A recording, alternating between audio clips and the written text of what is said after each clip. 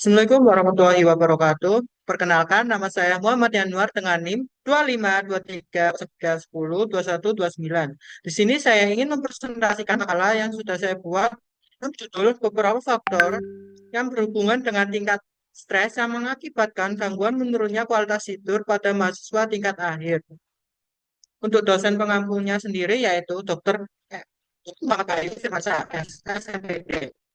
Untuk bab satunya yaitu yang berisi latar belakang. Latar belakang sendiri itu menjelaskan arti dari mahasiswa itu sendiri.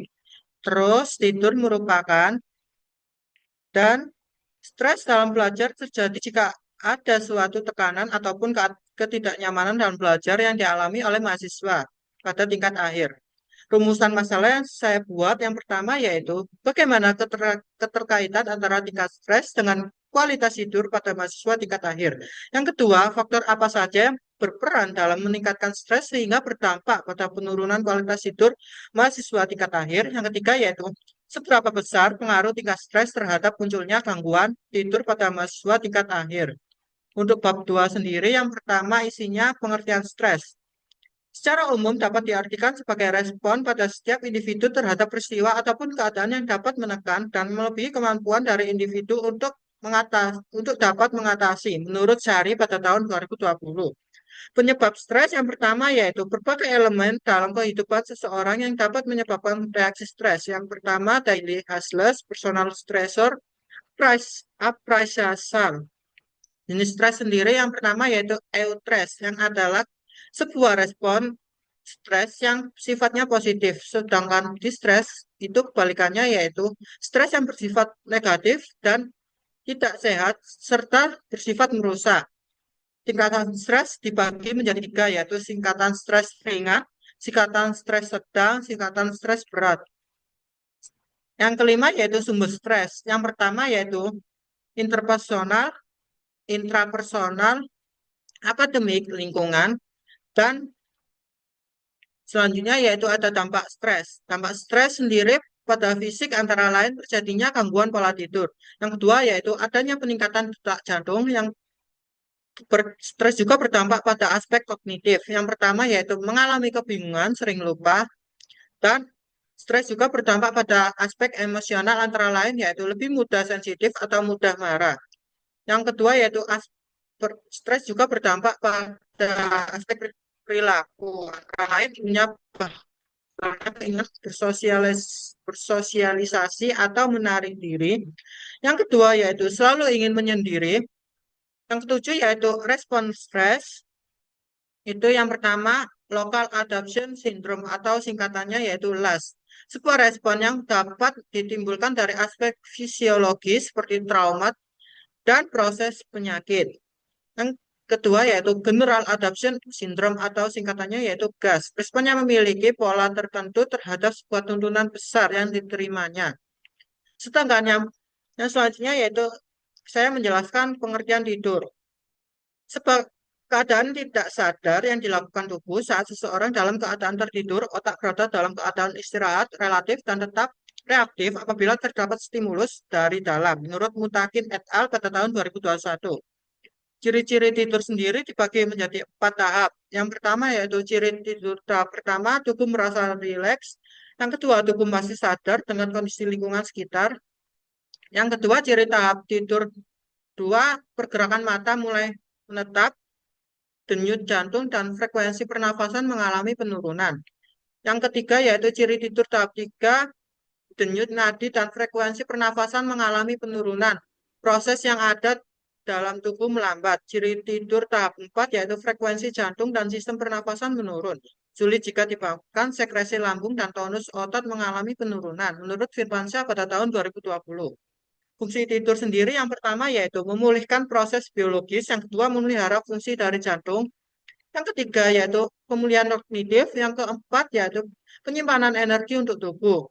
Sedangkan fisiologis tidur yaitu tidur dapat terpenuhi kebutuhan tidur merupakan efek dari menurunnya aktivitas RAS, reticular activating system, serta norepinefrine dalam tubuh sebagai penurunan aktivitas dari batang otak. Tahap tidur itu saya buat ringkasan dari seluruh tidur orang dewasa. Yang pertama, kantuk pratidur. Yang kedua, tahap 1 NREM. Yang kedua, tahap 2 NREM. Yang ketiga, tahap NREM. Yang keempat itu tidur NREM. Tahap 4 NREM. Tahap 2 NREM. Tahap 3 NREM. Sedangkan fase NREM atau non-rapid eye movement adalah tidur gelombang lambat adalah jenis siklus tidur dengan pergerakan otak yang lebih lambat. Yang kedua yaitu fase REM, rapid eye movement itu akhir dari tidur yang dikenal sebagai tidur langsung 90 menit setelah dimulainya tidur dapat menghabiskan 7-80% dari waktu tidur. Yang kedua, yang keenam yaitu siklus atau periode tidur. Itu siklus atau periode tidur seseorang mengacu pada 4 tahap tidur. NREM selanjutnya kembali di tahap ketiga lalu ke tahap 2 dan berlanjut ke tahap tidur NREM yang pertama. Pola tidur sendiri yaitu dibagi menjadi tahap tumbuh kembang atau tubuh manusia yang meliputi pada tahap bayi yang baru lahir itu membutuhkan waktu tidur dengan durasi 4 sampai 8 14 sampai 18 jam per hari. Yang kedua yaitu anak usia toddler mengalami penurunan kebutuhan tidur menjadi 10 sampai 12 jam per hari. Pada anak usia praskul membutuhkan waktu tidur sekitar 11 sampai 12 jam per malamnya.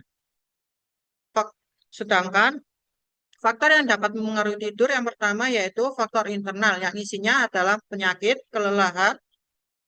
Yang ketiga yaitu stres emosional dan yang keempat diet. Sedangkan faktor eksternal sendiri yang pertama itu gaya hidup, lingkungan, kerja shift. Gangguan pola tidur itu dibagi menjadi 4. Yang pertama insomnia, hipersomnia, parasomnia, dan narkolepsi. Kualitas tidur adalah kepuasan yang dirasakan oleh setiap individu terhadap tidurnya yang dapat ditentukan oleh beberapa faktor, meliputi jumlah jam tidur, hambatan untuk tertidur, waktu yang dibutuhkan untuk bangun dari tidur, kapasitas untuk tertidur, dan adanya keadaan yang mengganggu tidur.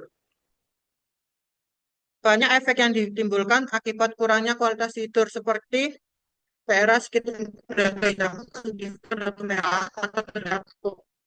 Sedangkan kalau mahasiswa sendiri yaitu seseorang yang sedang melakukan proses belajar dan terdaftar sedang dalam proses menjalani pendidikan pada suatu institusi perguruan tinggi. Yang kedua yaitu karakteristik tahap perkembangan mahasiswa.